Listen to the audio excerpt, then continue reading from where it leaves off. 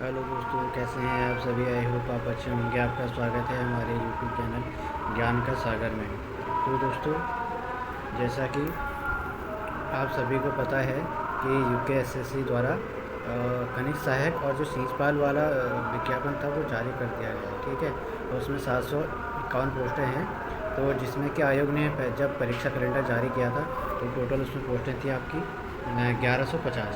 तो इतनी कम कैसे हो गई, तो उसके लिए मैं अलग से वीडियो बनाऊंगा कल। ठीक है, और किस किस के लिए कितनी वैकेंसी हैं वो भी मैं आपको बता दूँगा। ठीक है, जैसे कि जनरल में कितनी पोस्टें हैं, और एससी में, और ओबीसी में, और एसटी में, और अदर जो कैटेगरी होती है क्षैतिज आरक्षण और लंबवत आरक्षण जो होता है, उसको मैं आपको डिटेल में आपको दे दूँगा। ठीक है, अभी मैंने बनाई नहीं है उस पर वीडियो, क्योंकि उस पर मैं देख लूँगा कि कौन कौन सी पोस्टें और कितनी कितनी पोस्टें हैं। ठीक है, और नैनीताल डिस्ट्रिक्ट हमारा पहला भाग कंप्लीट हो गया है। जिन्होंने भी नहीं देख रखा है तो वो जाकर देख सकते हैं, फिर वो इसका सेकंड भाग भी देख लीजिए। ठीक है, एक डिस्ट्रिक्ट हमारा कंप्लीट हो गया है, दूसरा इस अध्याय में मैं कंप्लीट करा दूँगा। ठीक है, तो स्टार्ट करता हूँ।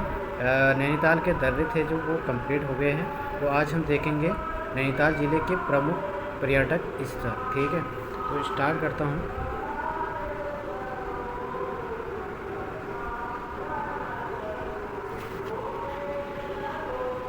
नैनीताल का हनुमानगढ़ी सूर्यास्त के अनुपम दृश्य के लिए विख्यात है। जोली कोट नैनीताल में भारत का सबसे पुराना गोल्फ कोर्स है। नैनीताल की वर्धमान पहाड़ियों पर अरबिंदो आश्रम है। काला ढूंगी नैनीताल में जिम कॉर्बेट का मकान एवं संग्रहालय है। ठीक है, जोली कोट में आपका गोल्फ कोर्स है। ठीक है, ये आपको याद रखना, सबसे पुराना ये गोल्फ कोर्स है। ठीक है, नेक्स्ट हम आगे बढ़ेंगे। आगे हम देख लेंगे भवाली। ठीक है, जो पर्यटक स्थल है उसमें भवाली है पहला। ठीक है, नैनीताल में स्थित भवाली नामक स्थान पर्वतीय फल के लिए प्रसिद्ध है। भवाली क्षिप्रा नदी के तट पर बसा हुआ है। 1912 ईस्वी को भवाली में टीबी सैनिटोरियम की स्थापना हुई। कब हुई थी इसकी स्थापना? 1912 में। ठीक है, ये कभी कभार क्वेश्चन पूछ लिया जाता है। ठीक है, और ये प्रीवियस क्वेश्चन में आ गया है। ठीक है, तो इसलिए आप इसको ध्यान में रखिए। ठीक है, भवाली में सर्वप्रथम 1885 में गढ़ कप्तानी बंगला बना था। ठीक है, भवाली के पास लल्ली की छतरी नामक पर्यटक स्थल है। उत्तराखंड न्यायिक व विधिक अकादमी भवाली में ही स्थित है। ठीक है, ये भी क्वेश्चन आ गया है। ठीक है, न्यायिक और विधिक अकादमी कहाँ पर स्थित है? ये है आपका भवाली। भवाली कहाँ पड़ता है? नैनीताल डिस्ट्रिक्ट में। आगे हम देखेंगे काठगोदाम।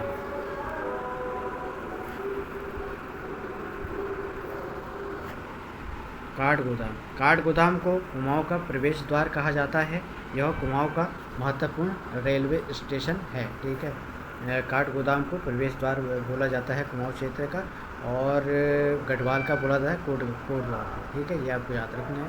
काठगोदाम में प्रमुख महत्वपूर्ण रेलवे स्टेशन है। ठीक है, ये कुमाऊं जिले का रेलवे स्टेशन है। ठीक है, काठगोदाम में गुलाबी घाटी बहुत प्रसिद्ध है। ये पूछ लिया गया है प्रीवियस क्वेश्चनों में प्रश्न उसमें कि काठगोदाम में गुलाबी घाटी कहाँ स्थित है। ठीक है, तो ये आपको याद रखना है काठगोदाम। इसके बाद आगे बढ़ेंगे। काठगोदाम को बमोरी घाट या बाड़ा खैरी भी कहा जाता है। ठीक है, काठगोदाम को बमोरी घाट या बाड़ा खैरी कहा जाता है, ये आपको याद रखना है। काठगोदाम रेलवे स्टेशन 1884 में चालू हुआ। कब हुआ था? 1884 में ये चालू हुआ था। काठगोदाम में से रेलवे की बड़ी लाइन 1994 में बनाई गई। काठगोदाम के पास रानी बाग पर्यटक स्थल है। कोटद्वार के पास एक रानी बाग स्थल है जो पर्यटक स्थल के लिए विख्यात है। और जो काठगोदाम में रेलवे की बड़ी लाइन बनाई गई वो कब बनाई गई? 1994। और रेलवे के स्टेशन कब बनाया गया था, चालू कब हुई थी? ये हुई थी आपके 1884 में। ठीक है, आगे बढ़ते हैं। रानी बाग में पुष्पभद्रा व गंगरांचल छोटी नदियाँ का संगम है। रानी बाग के पास जोलीकोट में मधुमक्खी पालन का केंद्र भी स्थित है। ये आपको याद रखना है, मधुमक्खी का पालन भी जोलीकोट में होता है। ठीक है, आगे हम देख लेंगे रामगढ़। आपने एक डायलॉग सुना होगा, ये क्या बोलते हैं, रामगढ़ वाले कौन सी चक्की का आटा खिलाते हैं, ठीक है। तो ये भी देखा होगा आपने, गब्बर जो मूवी है उसमें शायद है ये। तो इसमें देख लेंगे रामगढ़ को कुमाऊँ में फलों का कटोरा कहा जाता है। रामगढ़ में सबसे पहले पकने वाला सेब प्रजाति ग्रीन स्वीट, सबसे बाद में पकने वाला सेब पिछोला सेब होता है। जो सबसे पहले पकता है उसको बोलते हैं आपका ग्रीन स्वीट, और जो सबसे लास्ट में पकता है वो पिछोला सेब कहा जाता है उसको, ठीक है। आगे हम देख लेंगे, रामगढ़ का सर्वोत्तम फल आड़ू है। इसकी प्रजाति तोतापरी व हिल्स अली है। यहाँ ग्रीन गोज जाति के उड़म भी अधिक होते हैं। कौन सी जाति के होते हैं? ग्रीन गोज जाति, ठीक है। उड़म यहाँ पर प्रसिद्ध है। आगे हम बढ़ते हैं, ये इम्पोर्टेंट है। महादेवी वर्मा संग्रहालय रामगढ़ नैनीताल में स्थित है, ठीक है। अगर आपसे पूछा जाए कि महादेवी संग्रहालय कहाँ स्थित है, ये रामगढ़ में स्थित है, ठीक है। आगे हम बढ़ते हैं, टैगोर टॉप रामगढ़ में रविन्द्रनाथ टैगोर ने प्रवास किया था। रामगढ़ में नारायण स्वामी जी ने आश्रम स्थापित किया। गागर नामक पर्यटक स्थल रामगढ़ में स्थित है, ठीक है। नारायण स्वामी जी ने आश्रम स्थापित किया था रामगढ़ में। आगे बढ़ते हैं, आगे हम बढ़ते हैं आपका रामनगर, ठीक है।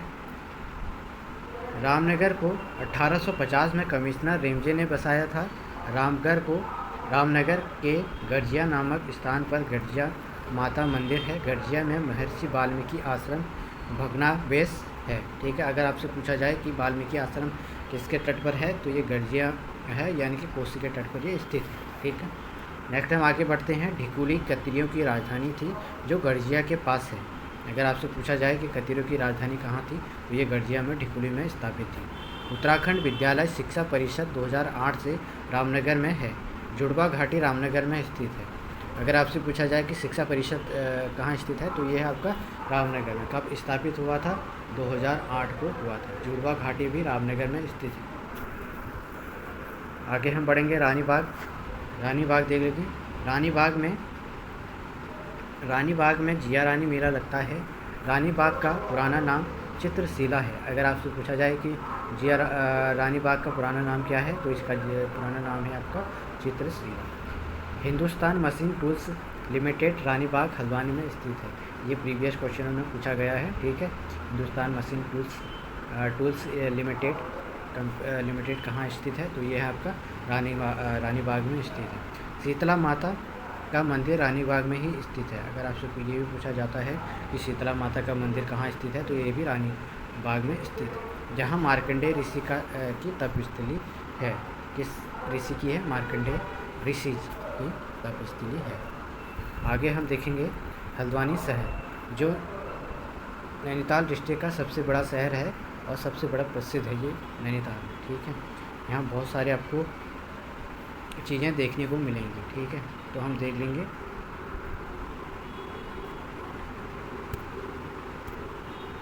हल्द्वानी शहर।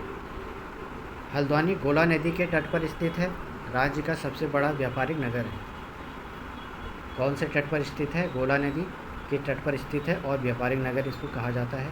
हल्द्वानी में हल्दू पेड़ों की अधिकता के कारण यहाँ इसका नाम हल्द्वानी पड़ा। हल्द्वानी का प्राचीन नाम बमोरी है। अगर आपसे पूछा जाए कि बमोरी नाम किसका है, तो आप बताओगे हल्द्वानी का प्राचीन नाम बमोरी है, ठीक है।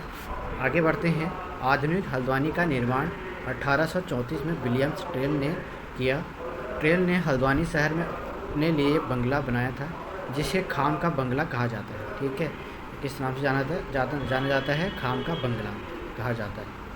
हल्द्वानी में नहरें बनाने का काम कमिश्नर रेमजे ने किया था, ठीक है। हल्द्वानी में अगर आपसे पूछा जाए कि नहरें किसने बनाई, तो ये रेमजे ने बनाई थी, ठीक है। और आधुनिक हल्द्वानी का निर्माण कब हुआ था, ये भी आपको याद रखनी है। स्थापना 1834 में इसने की थी विलियम्स ट्रेल ने। आगे हम देखेंगे, अप्रैल 1884 को पहली रेल गाड़ी लखनऊ से हल्द्वानी पहुंची, ठीक है। कब पहुंची? 1884। और कब? अप्रैल में, ठीक है। कहाँ से कहाँ? लखनऊ से हल्द्वानी। 1 सितंबर 1966 को हल्द्वानी नगर पालिका घोषित की गई। अगर आपसे पूछा जाए कि हल्द्वानी को नगर पालिका का दर्जा कब दिया गया, तो ये दिया गया आपका 1 सितंबर 1966 को। आगे हम देखेंगे हल्द्वानी को नगर निगम कब बनाया गया। ये बनाया गया आपका 2011 को नगर निगम का दर्जा इसको दिया गया।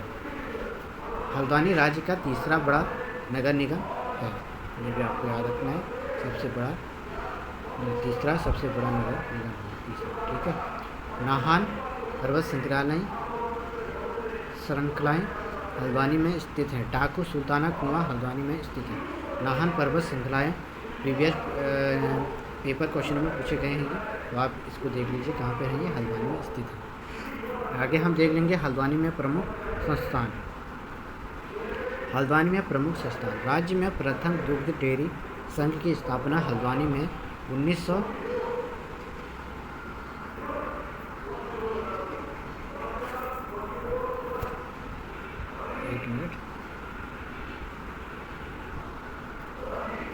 राज्य में प्रथम दुग्ध डेयरी संघ की स्थापना हल्द्वानी में 1949 ईस्वी में हुई। स्टेट कैंसर इंस्टीट्यूट हल्द्वानी में ही प्रस्तावित है, ठीक है। ये भी क्वेश्चन आ गया है, डेयरी वाला ये संघ, दूध डेयरी वाला संघ, तो ये 1949 में स्थापित किया गया था। आगे हम देखेंगे फॉरेस्ट ट्रेनिंग स्कूल हल्द्वानी में नैनीताल में स्थित है। वन एवं पंचायत प्रशिक्षण अकादमी हल्द्वानी नैनीताल में ही स्थित है, ठीक है। अगर आपसे पूछा जाए कि वन एवं पंचायती प्रशिक्षण अकादमी कहाँ है, तो ये हल्द्वानी में स्थित है। आगे हम बढ़ेंगे। सुशीला तिवारी फॉरेस्ट कॉलेज हल्द्वानी में स्थित है। हल्द्वानी कथ्या उद्योग के लिए प्रसिद्ध है। कथ्या उद्योग अगर आपसे पूछा जाए कि कहाँ है, तो ये हल्द्वानी में है, ठीक है। गोला पार्क 2016 में बना राज्य का दूसरा व देश का पहला कार्बन न्यूट्रल जू बनाया गया है। इंदिरा गांधी अंतर्राष्ट्रीय क्रीड़ा कॉम्प्लेक्स व स्टेडियम हल्द्वानी में ही स्थित है, ठीक है। इंदिरा गांधी वाला जो स्टेडियम है वो हल्द्वानी में ही स्थित है। आगे हम देख लेंगे नैनीताल डिस्ट्रिक्ट के औद्योगिक क्षेत्र। नैनीताल जनपद में औद्योगिक क्षेत्र डेयरी शोध एवं विकास केंद्र नैनीताल जिले में है। अंग्रेजों ने सबसे पहले लीसा कारखाने की स्थापना भुवाली में की थी, ये आपको याद रखना है। लीसा कारखाने का स्थापना आपको भुवाली में किया गया था। 1890 में बोट हाउस क्लब की स्थापना नैनीताल में ही हुई थी। कब हुई थी? 1890 में बोट हाउस क्लब, ठीक है। आगे देख लेंगे एशिया का सबसे बड़ा कागज़ उद्योग century paper and pulp board Lal Kuan Nainital में ही स्थित है। ये जितने भी हैं मैं आपको बता रहा हूँ, ये प्रीवियस क्वेश्चनों में आ गए हैं, तो आपको ध्यान से क्लास को देखना है, ठीक है, डीपली देखना है। और अगर आपको थोड़ा सा क्लास ऐसा लगा कि स्पीड हो रही है, तो आप स्लो भी कर सकते हैं, ठीक है। उसकी जो स्पीड होती है वो स्लो भी हो जाती है और बढ़ भी जाती है, ठीक है। तो ये आपको याद रखना है। एशिया का सबसे बड़ा कागज़ उद्योग century paper and pulp board Lal Kuan Nainital में है। राज्य का अधिकांश कागज़ उद्योग नैनीताल डिस्ट्रिक्ट में ही स्थित है। आगे हम देख लेंगे हिंदुस्तान मशीन टूल्स रानीबाग नैनीताल में है, ये मैंने बता दिया आपको। Electronics and telephone factory Bhimtal में स्थित है, जो कि नैनीताल में स्थित है, ये नैनीताल डिस्ट्रिक्ट में स्थित है, ठीक है। यहाँ पे है भीमताल। अगर करंट लोकेशन पूछे तो भीमताल, अगर आपसे वैसे पूछा जाए कि किस डिस्ट्रिक्ट में है, तो आपको याद रखना है कि नैनीताल डिस्ट्रिक्ट में ये स्थित है। वैक्सीन कारखाना पटवा डांगा नैनीताल में स्थित है, ये क्वेश्चन पूछा गया है, जो कि आपको याद रखना है। चाय विकास बोर्ड ने सर्वप्रथम चाय फैक्ट्री घोड़ाखाल में स्थापित की थी। कहाँ की थी?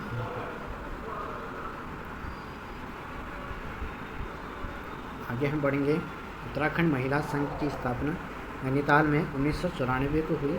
Himalayan chambers of commerce and industries Nainital में ही स्थित है, ठीक है, ये आपको याद रखना है। नेक्स्ट हम आगे बढ़ेंगे खनिज संपदा। नैनीताल डिस्ट्रिक्ट में कौन कौन सी खनिज संपदा है वो हम देखेंगे। नैनीताल के काला ढूंगी रामगढ़ क्षेत्र में लोहा का मैग्नीशियम अयस्क मिलता है, ठीक है। लोहे का जो है मैग्नेटाइट अयस्क मिलता है, ठीक है। राज्य में सर्वाधिक लोहा नैनीताल जनपद में ही पाया जाता है। नैनीताल के मझरिया क्षेत्र में जिप्सम भी मिलता है, ये भी आपको याद रखना है। आगे हम बढ़ेंगे नैनीताल जनपद में संस्थान और विभाग। लोक संस्कृति संग्रहालय डॉक्टर यशोधर मठपाल द्वारा 1983 में भीमताल खुटानी में स्थापित किया गया था। कब किया गया था? 1983 में। और कहाँ किया था? भीमताल के खुटानी नामक स्थान पर। इससे किसके द्वारा किया गया था? यशोधर मठपाल जी द्वारा। लोक संस्कृति संग्रहालय तितलियों का संग्रहालय भीमताल नैनीताल में है। तितलियों के संग्रहालय की स्थापना फ्रेडरिक स्मेटा ने की। जड़ी बूटी विपणन हेतु रामनगर में हर साल मंडियाँ बनाई गई। उमंग नामक कला संस्थान नैनीताल में स्थित है। ठीक है, उमंग नामक जो कला संस्थान है वो नैनीताल में ही स्थित है। आगे हम देखेंगे फॉरेस्ट ट्रेनिंग इंस्टीट्यूट हल्द्वानी में ही स्थित है। तरार अनुसंधान केंद्र भीमताल नैनीताल में है। लघु उद्योग सेवा संस्थान हल्द्वानी नैनीताल में स्थित है। राष्ट्रीय पादप एवं जैविकी अनुसंधान केंद्र भोपाली नैनीताल में स्थित है। यह आपको याद रखना है। राष्ट्रीय पादप एवं जैविकी अनुसंधान केंद्र भोपाली नैनीताल में स्थित है। आगे हम बढ़ेंगे। उसके बाद उत्तराखंड शिक्षा एवं परीक्षा परिषद रामनगर नैनीताल में है। हिल्ट्रान भीमताल में स्थित है। उत्तराखंड शिक्षा एवं परीक्षा परिषद रामनगर नैनीताल में स्थित है। ये भी आपको याद रखना है।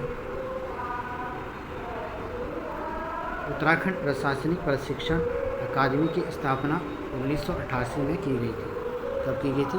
1988 में की गई थी। जो सन वाले हैं वो आपको याद रखने हैं। ठीक है, क्योंकि आयोग का जो पैटर्न है वो पेपर बनाने का वो बहुत चेंज हो गया, तो इसलिए आपको डीपली पढ़नी पड़ेगी। एक शब्द को देखना पड़ेगा। ठीक है, तो इसलिए मैं डीपली क्लास आपको दे रहा हूँ। ठीक है, इससे डीपली क्लास आपको किसी ने दी नहीं होगी आज तक यूट्यूब पर। ठीक है, अगर आप ये क्लास पढ़ के जाते हैं, अगर आपका पढ़ने का मन नहीं है तो आप इस क्लास को देखेंगे तो आपका रिवीजन भी हो जाएगा और जो नए बच्चे हैं उनको अच्छे से समझ में भी आ जाएगा। ठीक है, मैंने एक एक चीज़ इस क्लास में डाली हुई है। ठीक है, तो आप देख लीजिए, जरूर काफ़ी हेल्पफुल होगी। आगे देख लेते हैं। मलेरिया शोध उन्मूलन केंद्र भोपाली में स्थित है। उत्तराखंड न्यायिक एवं विधि अकादमी भोपाली दिसंबर 2004 से है। कब से है? दिसंबर 2004 से। प्रशिक्षण एवं सेवा योजन निर्देशालय नैनीताल में है। उच्च शिक्षा निर्देशालय हल्द्वानी नैनीताल में स्थित है। राजकीय वेधशाला मनोरा पिक हल्द्वानी में स्थित है। मलेरिया शोध एवं उन्मूलन केंद्र नैनीताल की भोपाली में है। ये आपसे पूछा भी जा सकता है, ये प्रीवियस क्वेश्चन में भी पूछा गया है। ठीक है, मलेरिया शोध एवं उन्मूलन केंद्र। ठीक है, ये भोपाली में स्थित है।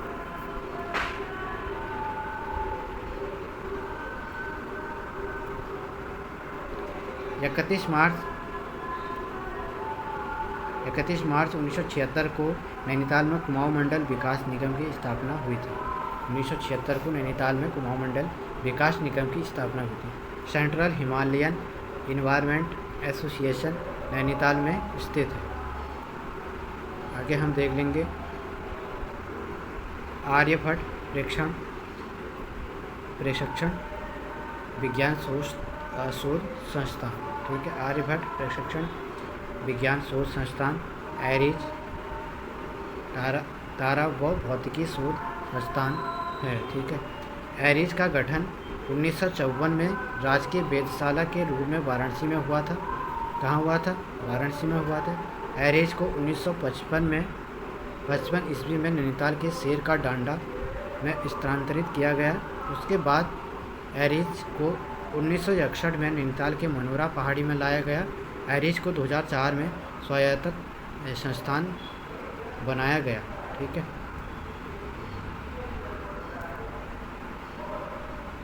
तो वर्ष 2016 में नैनीताल के देवस्थल में एशिया की सबसे बड़ी ऑप्टिकल दूरबीन को चालू किया गया। यह टेलीस्कोप भारत के बेल्जियम का सामूहिक प्रयास है। ठीक है, भारत व बेल्जियम का सामूहिक प्रयास है। ठीक है, ऑप्टिकल दूरबीन कहाँ है? देवस्थल में स्थापित है। 2016 में यह सबसे बड़ा ऑप्टिकल दूरबीन को चालू किया गया था वहाँ से। ठीक है, और ये आपको याद रखना है कि एरिज का गठन कहाँ हुआ था, कब हुआ था? तो ये आपका हुआ था 1954 को वाराणसी में हुआ था।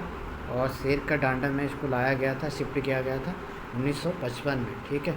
उसके बाद इसको शिफ्ट किया था आपका मनोरा पहाड़ी में लाया गया था उसके, ठीक है। और इसको 2004 में स्वायत्त संस्थान भी बना दिया गया। आगे हम बढ़ेंगे। नैनीताल डिस्ट्रिक्ट में चिकित्सक वाले देख लेते हैं क्या क्या चिकित्सक है इसमें। भारतीय पशु चिकित्सा शोध संस्थान।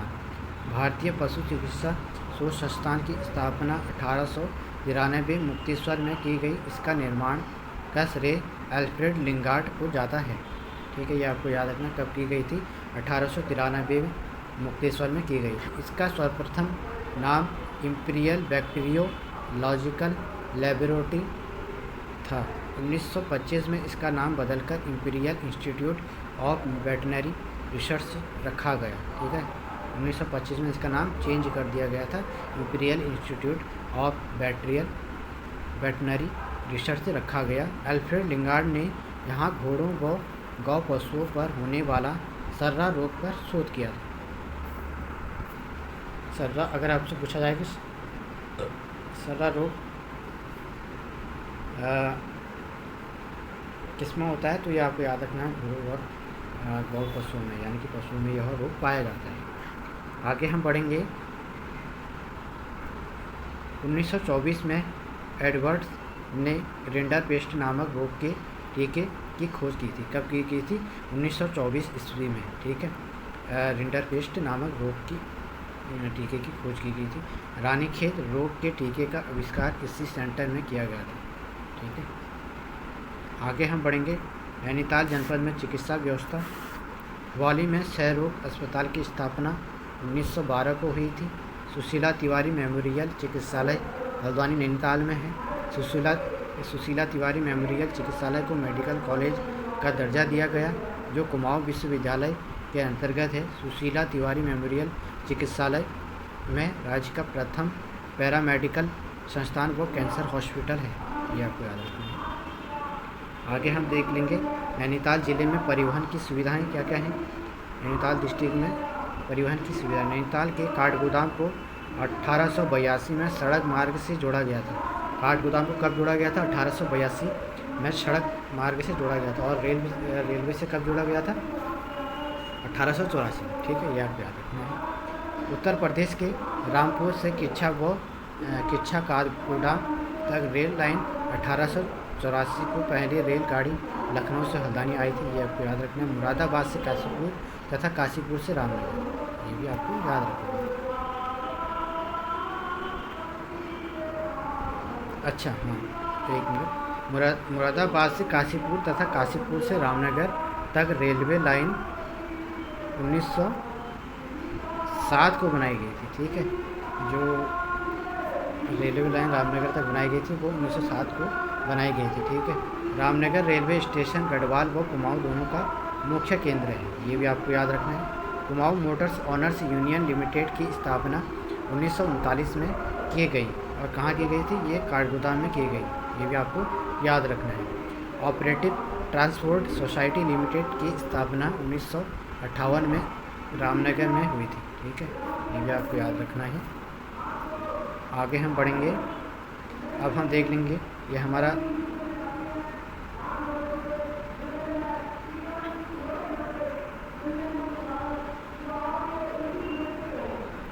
आ जाएगा वन्यजीव अभ्यारण्य, ठीक है।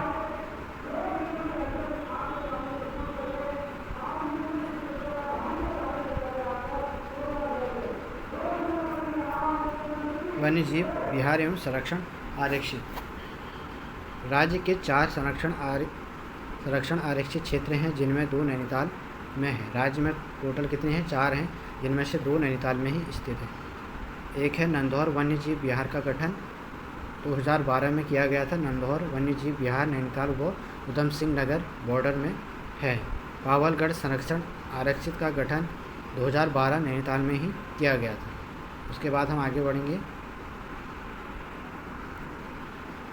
नैना देवी हिमालय बर्ड्स कंजर्वेशन 2015 में नैनीताल में बना, जहां 600 से अधिक पक्षी प्रजाति हैं, ठीक है। नैना देवी हिमालय बर्ड्स कंजर्वेशन 2015 में स्थापित किया गया था नैनीताल डिस्ट्रिक्ट में। गोविंद वल्लभ पंत उच्च स्तरीय प्राणी उद्यान का गठन 1995 में नैनीताल में किया गया था। आगे हम देखते हैं नैनीताल में राष्ट्रीय उद्यान एवं वन। नैनीताल डिस्ट्रिक्ट में राष्ट्रीय उद्यान एवं वन भी हम देख लेते हैं। प्रतिशत की दृष्टि से सबसे ज़्यादा वन क्षेत्र नैनीताल जिले में है। नैनीताल के कुल क्षेत्रफल का 72.64% वन क्षेत्र है। सर्वाधिक वन क्षेत्र की क्षेत्रफल की दृष्टि से नैनीताल तीसरे स्थान पर है। राज्य में सबसे ज़्यादा अति सघन वन नैनीताल डिस्ट्रिक्ट में ही पाए जाते हैं, ये भी आपको याद रखना है। राज्य में पाटली व कोटादून नैनीताल में है स्थित है। नैनीताल के भीमताल ज्वालामुखी मिट्टी पाई जाती है। नैनीताल के जो भीमताल नामक स्थान है वहाँ पे ज्वालामुखी मिट्टी पाई जाती है, ये आपको याद रखना है, प्रीवियस क्वेश्चन में ये पूछा गया। आगे हम देख लेंगे Corbett national park. Corbett national park देश व एशिया का पहला नेशनल पार्क है। कॉर्बेट नेशनल पार्क का गठन 1936 में हुआ। इसका पहले नाम हैली नेशनल पार्क था। ठीक है, अगर आपसे पूछा जाए इसका पुराना नाम क्या था तो हैली नेशनल पार्क इसका पुराना नाम था। स्वतंत्रता के बाद कॉर्बेट नेशनल पार्क का नाम रामगंगा नेशनल पार्क रखा गया। स्वतंत्रता के बाद रखा गया था ये रामगंगा नेशनल पार्क। 1957 में प्रकृति प्रेमी जिम कॉर्बेट के नाम पर इस उद्यान का नाम पड़ा। कब पड़ा था? 1957 ईस्वी में। आगे हम देखेंगे कॉर्बेट नेशनल पार्क का क्षेत्रफल 520 वर्ग किलोमीटर है। क्षेत्रफल पे पूछा जाता है। जो वन्यजीव अभ्यारण्य है ये कॉर्बेट नेशनल पार्क हैं जो, ठीक है, ये भी आपको याद रखना है। तो इसका क्षेत्रफल कितना है? 520 वर्ग किलोमीटर है और यह 2 जनपद नैनीताल व पौड़ी में फैला है। कॉर्बेट नेशनल पार्क का सर्वाधिक क्षेत्रफल पौड़ी जनपद में स्थित है। अगर आपसे पूछा जाए कि क्षेत्रफल ज़्यादा कहाँ पे स्थित है ये, तो इसका क्षेत्रफल ज़्यादा पौड़ी जनपद में स्थित है। ठीक है। कॉर्बेट नेशनल पार्क का प्रवेश द्वार ढिकाला नैनीताल में है। कॉर्बेट नेशनल पार्क के मध्य में पाटली दून स्थित है। अगर आपसे पूछा जाए कि कॉर्बेट नेशनल पार्क के मध्य में कौन सा दून स्थित है तो याद रखना पाटली दून। कॉर्बेट नेशनल पार्क नवंबर 1973 को देश का पहला टाइगर रिजर्व बना। इस पार्क के किनारे पूर्वी रामगंगा बहती है। यह आपको याद रखना है, इसके किनारे पूर्वी रामगंगा बहती है और 1973 को देश का पहला ये टाइगर रिजर्व बना। आगे हम इसमें देखेंगे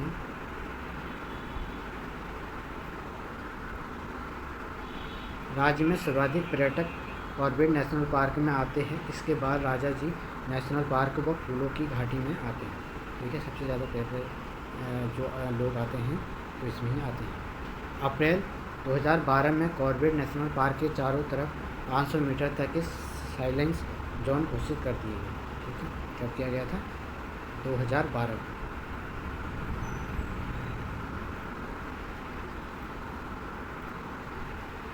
2013 में कॉर्बेट नेशनल पार्क में स्पेशल टाइगर प्रोटेक्शन फोर्स का गठन भी किया गया था। कब किया गया था? 2013 को। आगे हम देख लेंगे नैनीताल जनपद में प्रमुख त्यौहार व मेले।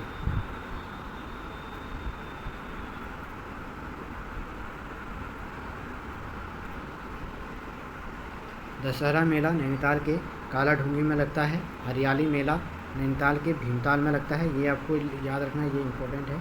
ठीक है, हरियाली मेला वाला वह मेला कर्क संक्रांति में लगता है।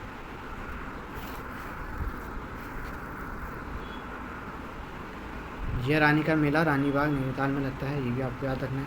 सीतावनी का रामनवमी मेला नैनीताल के रामनगर क्षेत्र में लगता है। ये भी आपको याद रखना है।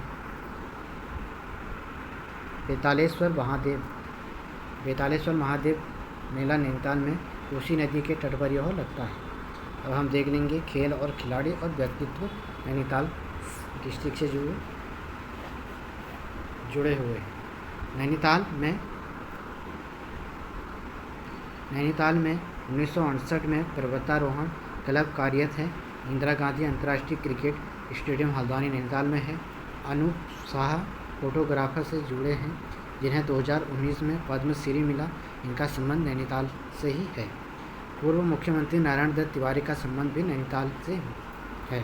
ठीक है, ये आपको याद रखना है। सर्वप्रथम जो मुख्यमंत्री थे वो नित्यानंद स्वामी थे जो निर्वाचित हुए थे। ठीक है,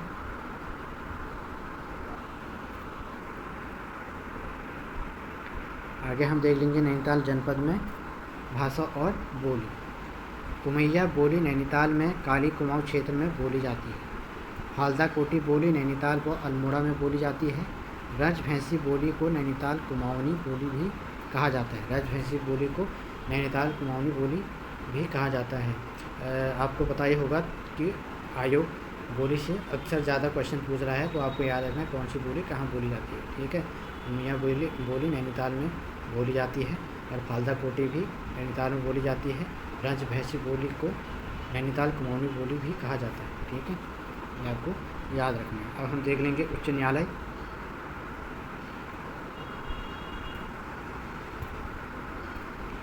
उच्च न्यायालय भवन नैनीताल 27 अप्रैल 1897 में नैनीताल राजभवन या हाई कोर्ट भवन की नींव पड़ी और 1900 में राजभवन बनकर पूर्ण तैयार हुआ। ठीक है, अभी इसमें उच्च न्यायालय नहीं था, पहले ये राजभवन था। 1900 में ही राजभवन बनकर तैयार हुआ था, ये आपको याद रखना, पूर्ण तैयार हुआ था। उच्च न्यायालय भवन का निर्माण सर सेंटोनी मैकडोनाल्ड ने किया था। गॉथिक शैली में यह बना था। ठीक है, अब आपसे पूछा जाए कि कौन सी शैली में बना है, ये तो एक गॉथिक शैली में बना हुआ है। आगे हम देखेंगे राजभवन को गवर्नर हाउस भी कहा जाता है। गवर्नर हाउस भी कहा जाता है। राजभवन के डिजाइन का श्रेय स्टीवन व आरेटर को जाता है। ठीक है, ये भी आपको याद रखना है, स्टीवंस और आरेटर। राजभवन में 113 कमरे हैं। राजभवन के आसपास शानदार गोल्फ कोर्स 1926 में बना, जिसकी शुरुआत गवर्नर मैल्कम ने की थी। कब बना था गोल्फ कोर्स? 1926 में, और शुरुआत किसने की थी? मैल्कम ने। आगे हम देखेंगे राजभवन नैनीताल का आर्किटेक्ट बर्किंघम प्लेस की तर्ज पर है। ठीक है, ये है आपका राजभवन नैनीताल का। राजभवन में रहने वाले प्रथम ब्रिटिश गवर्नर एंटोनी मैकडोनाल्ड तथा राजभवन में रहने वाली प्रथम भारतीय गवर्नर सरोजिनी नायडू थी। ये आपको याद रखना है। ठीक है, ब्रिटिश वाला था आपका मैकडोनाल्ड, और जो भारतीय थी गवर्नर वो थी आपकी सरोजिनी नायडू। अब हम देख लेते हैं नैनीताल जनपद में शिक्षा और समाचार। ठीक है, 1966 में घोड़ाखाल सैनिक स्कूल की स्थापना जयमल सिंह ने की थी। किसने की थी? जयमल सिंह ने। शेरवुड कॉलेज नैनीताल में 1869 में बना था। ठीक है, 1869 में। आगे हम देख लेंगे बिड़ला विद्या मंदिर नैनीताल में 1947 में बना। 30 नवंबर 1973 को कुमाऊं विश्वविद्यालय की स्थापना हुई, जिसका मुख्यालय नैनीताल में बनाया गया। ठीक है, 2 विश्वविद्यालय बनाए गए थे आपके, कुमाऊं में बनाया गया था और एक कुमाऊं में एक गढ़वाल। ठीक है,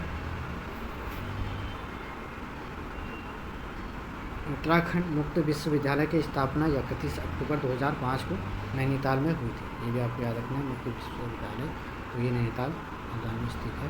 पहाड़ एवं उत्तरा नामक पत्रिकाएं नैनीताल से ही निकलती हैं। ये भी आपको याद रखना है कि पहाड़ और उत्तरा नामक पत्रिकाएं नैनीताल से निकलती थी। समय विनोद 1868 में राज्य का प्रथम हिंदी समाचार पत्र है। ठीक है, ये भी आपको याद रखना है, ये भी नैनीताल से ही निकलती है।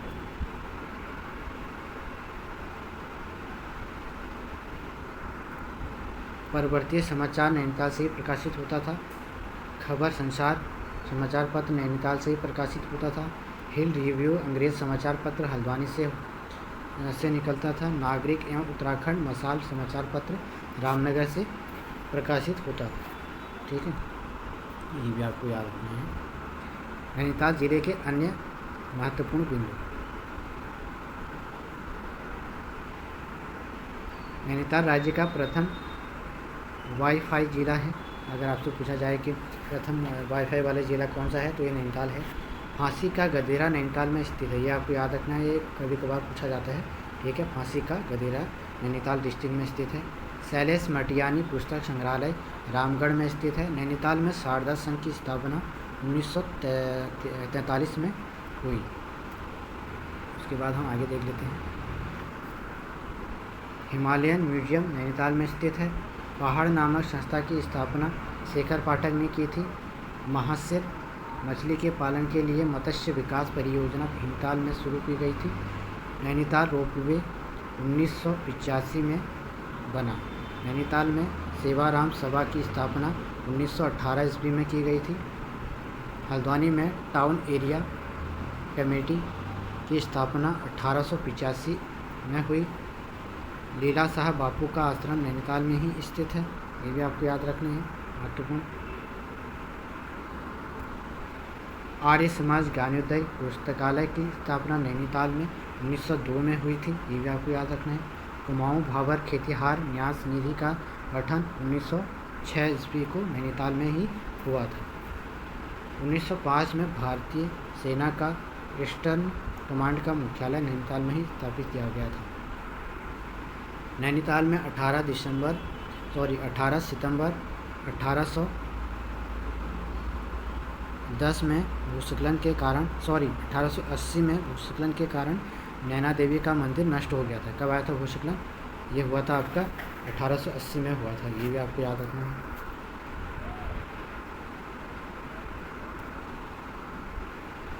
प्रथम बार रिकॉर्डेड भूस्खलन 1966 से 67 में हुआ था। 1867 में आपदा प्रबंधन के लिए हिल सेफ्टी कमेटी बनी थी। कब बनी थी? 1867 में आपदा प्रबंधन के लिए हिल सेफ्टी कमेटी बनी थी। विक्टोरिया बांध नैनीताल के भीमताल में स्थित है, इसे भीम बांध भी कहा जाता है। भीमताल बांध 1882 में हेनरी एस्टर द्वारा डिजाइन किया गया था, ये भी आपको याद रखना है। अब हम देख लेंगे नैनीताल जनपद का प्रशासन।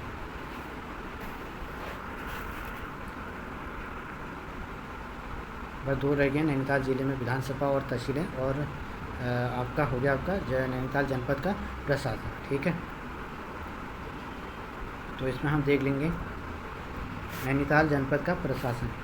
नैनीताल जनपद में विधानसभा क्षेत्र 6 हैं, ये आपको याद रखना है। कितने विधानसभा क्षेत्र हैं? 6 हैं। नैनीताल जनपद में तहसीलें हैं आपकी 9। नैनीताल जनपद में विकासखंड हैं आपके 8। नैनीताल जनपद में नगर निगम 1 है। 1873 में नैनीताल में नगर पालिका का गठन किया गया था। नैनीताल जिले की जनसंख्या 9 कितनी है? 9,54,605 है जनसंख्या। जनसंख्या में ये चौथे स्थान पर है डिस्ट्रिक्ट के क्षेत्र में।